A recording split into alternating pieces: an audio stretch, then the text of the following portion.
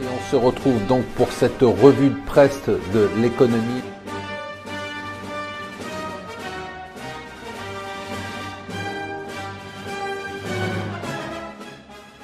Bonjour et bienvenue sur Mon Financier pour la revue de presse de l'Écho. Nous sommes le lundi 26 septembre, c'est The Debate Day, The D-Day.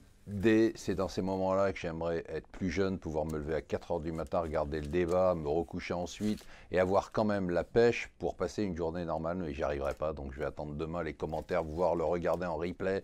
Bon, c'est peu de dire, tout le monde le dit, donc je ne vais pas le répéter, que c'est un débat qui a beaucoup d'enjeux. L'enjeu principal, bien évidemment, c'est que 20% des électeurs sont totalement indécis et que surtout, des deux côtés, d'abord c'est le premier débat homme contre femme présidentiel, il faut le dire quand même, et d'autre part, c'est la première fois qu'on a deux candidats qui sont aussi peu populaires.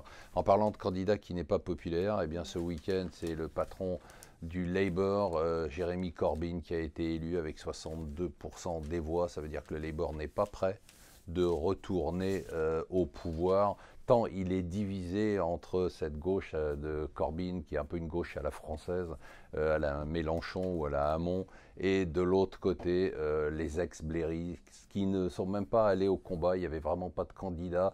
Pourquoi ? Parce qu'ils ont l'impression que pour l'instant, la situation est totalement impossible à résoudre. Alors, l'autre événement du jour, c'est qu'on va commencer à avoir les résultats trimestriels.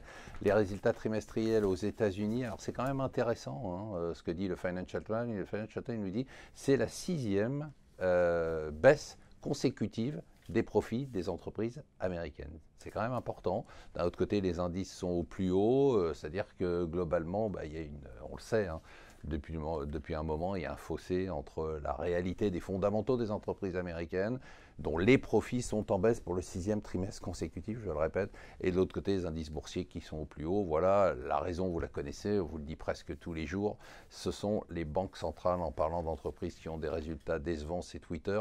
15 ans après le retour de Jack Dorsey, le patron fondateur de Twitter, eh bien la boîte n'arrive pas à se sortir de sa situation, elle ne gagne pas d'argent, elle n'a même pas de business model.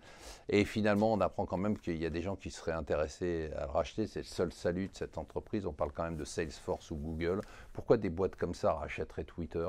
Eh bien, tout simplement parce que c'est ce rêve de la big data, ces 315 millions d'utilisateurs quotidiens dont on sait tout parce qu'ils donnent des indications sur ce qu'ils aiment, ce qu'ils n'aiment pas, ce qu'ils pensent.